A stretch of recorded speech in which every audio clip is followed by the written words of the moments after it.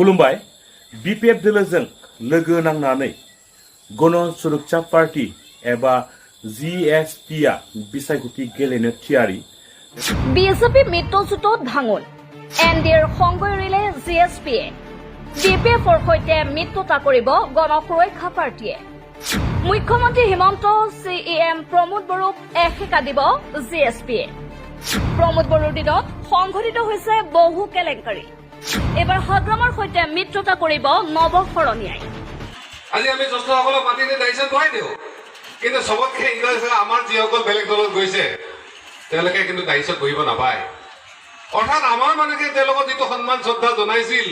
কালি যোৱাৰ লগে লগে তেওঁখিনি জলাঞ্জলি দিয়া হ'ল আজি ইয়াত ইপিপিএল বিপিএফ একলগ হ'ব গৈ আছে আমি জিএছপি ফালৰ পৰা আমি শুভেচ্ছা জনাইছো কাৰণ আঞ্চলিক কথাবিলাক ৰাষ্ট্ৰীয় দলবিলাকে বুজি নাপায় তেওঁলোকৰ কিছুমান ইছ্যু থাকে এজেণ্ডা থাকে তেওঁলোকৰ আঞ্চলিক এজেণ্ডাবিলাক নাথাকে আমাৰ বহুত মানুহে বিজেপি সহায় কৰিছে চৰকাৰ তেওঁলোকে প্ৰত্যক্ষভাৱে আছে এটা চিএমৰ নিৰ্দেশত বহুত কিবা কৰিব পাৰে কিন্তু ইয়াৰ একো কৰিব পৰা নাই नबकुमार सरनियानि बेबायदि बाथ्रा बुंनायखौ दा दिनै एमपि जयन्त बसुमतारी बिथाङा खौरांगिरिनि सिगाङाव ओरैबायदि बाथ्रा बुंदों जे हिरा सरनियानि बेबायदि साननाया माब्लाबाबो मोगथां महर मोननाय नङा बिथांनि साननाय बे साननाया मालाबाबो मोगथां महर मोननाय नङा आरो बेयाव जेबो साक्सेस जाया रायजो आरो बिथाङा लोगोसे ओरैबायदि बुंबावदों जे रायजो राजाफोरा जेएसपिआव गैलिया दिनै गोजोन खौसेथि जौगानाय रैखाथियावसो दङ गोजोन खौसेथिखौ सिमफायनानै एना एनिखौ लाबोनो रावबो लुबैया राजाफ्रा दिनै जीएसपी बा अ बर' बेयाव गैलिया दिनै गोजोन खौसेथि जौगानाय रैखाथि बेयावसो दंसै बे गोख्रों बाथ्राखौ बुंदों 1 नं क'क्राझार लोकसभा बियाबनि एमपि जयन्त बसुमतारी बिथाङा रायजोफोर एमपि जयन्त बसुमतारी बिथांनि सुंद' बिबुंथि होनाय भिडिअ क्लिप्सखौ नोंथांमोना जोबजासिम नायनानै लाग्रो बेनि उनाव नोंथांमोना कमेन्टफोरखौ होलायबानो जाबाय एमपि हिसाबै डेभेलपमेन्टनि खामानि होननानै बुङोबा जों मोनसे मेडिया बादि मानोना जिथु जोंहा बेयाव मोननै सरकार दं जोंहा बिटिआर ओनसोलाव बिटिआरनि लकेल सेल्फ गभर्नमेन्ट थाबाय फारसेजों आसाम सरकार थाबाय दा बेयाव जों सेन्ट्रेलनिफ्राय मिरु सरकारनिफ्राय जों मा माखासे स्किमफोर मा माखासे जौगानाय हाबाफारिफोर लाबोनो हायो बेखिनिखौसो नाजानाय जागोन गुबैयै क'क्राझार लकसभा समष्टि होननानै बुङोब्ला जोंहा सोलोंथाइनि जेंना स्कुल प्रभिन्सियेलाइज बेथ' थाखाबायानोसै खिन्थु बे प्रभिन्सियेलाइजेसना खिन्थु स्टेट एक्टनि सिङाव बे स्टेटआसो मावनो हायो सेन्ट्रेलनि बेयाव आखाइ गैया गुबुन फारसे जोंहा दै खुरखानाय गोबां दैमा दैसा भुटाननिफ्राय फैयो बे दै खुरखानायखौ जोंहा बोरैहाय होबथानो हायो जोंहा बिटिआर सुक्तियाव मोनसे दफा दङ बे वाटार बडिसफोरखौ बोरैहाय जों प्रटेक्ट खालामनो हायो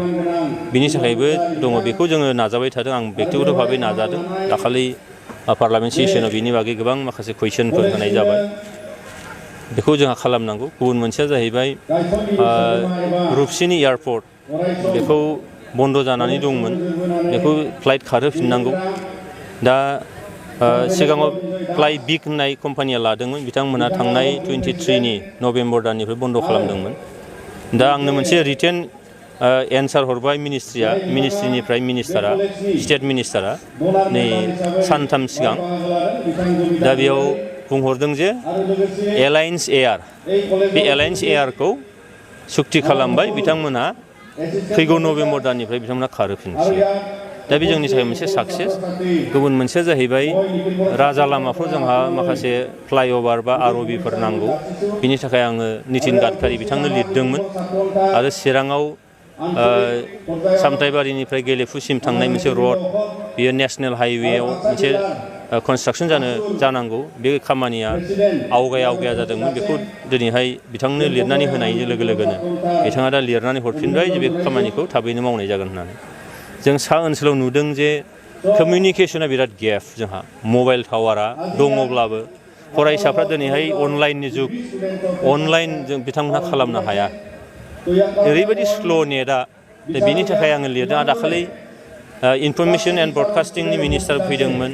दा बेखौबो बिथांखौबो बुंबाय आरो बेबायदियैनो दिनै बे मबाइल टावारफोर गायसननांगौ होननानै आं लिरनानै होदों निश्चय बे खामानिखौ जों मावनांगौ दङ दैनि जेंनाया दाबो दङ बे माखासे जेंनाफ्रा बोरैहाय थाब मावफुंजायो बिनि थाखाय आं नाजानाय जादों आरो बेखौ जोङो आसा खालामो सेन्ट्रेल गभर्नमेन्टआ बेखौ निश्चय सुफुंनानै होगोन। जिहेतु माखासे ससियेल मिडियायाव चर्चा जाबाय थादों इउ पि पि एल फैबाय थानाय सम बिसायख'थियाव खौसे गेलेनांगौ होननानै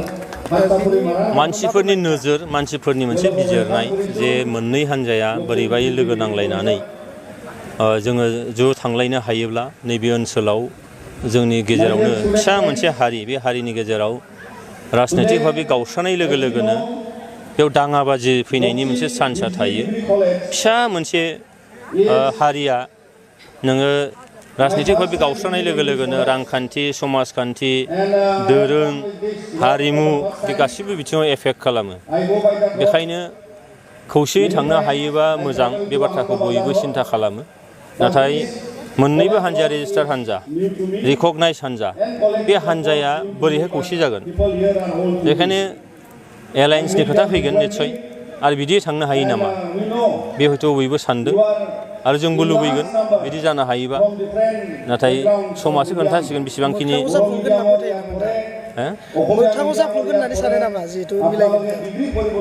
बियो दैदेनगिरिफोरनि निस्सय गाव गावबागाव हान्जाखौ माबोरै जाजानो लुबैयो बेसेबां लेभेलसिम थांनो लुबैयो बेयाव नोङो एंगारलायनायनि बाथ्रा फैगोन जोङो बेसेबां एंगारनो हायो बेसेबां आजावनो हायो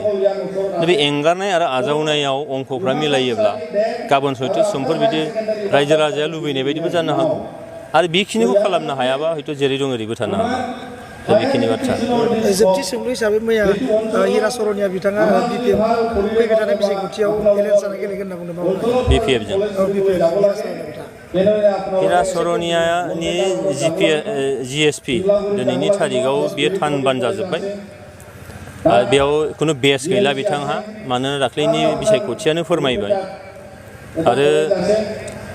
प्रमद बर' बिथांनि दैदेननायाव नैबे ओनसोला गोजोन थासारि फैनाय लोगो लोगोनो सान्थिया फैनाय लोगो लोगोनो बुलाय सोलाय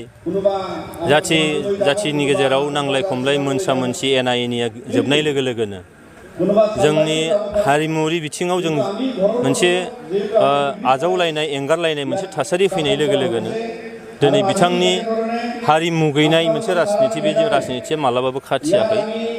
बेनिखायनो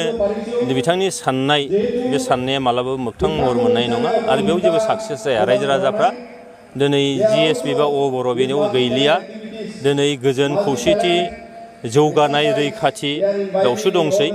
बेनिखायनो गोजोन खौसेथिखौ सिमफायनानै दावराव दावसि एना एनिखौ लाबोनो रावबो लुबैया जोंनि गेजेराव रैखाथि गोनां थासारिखौ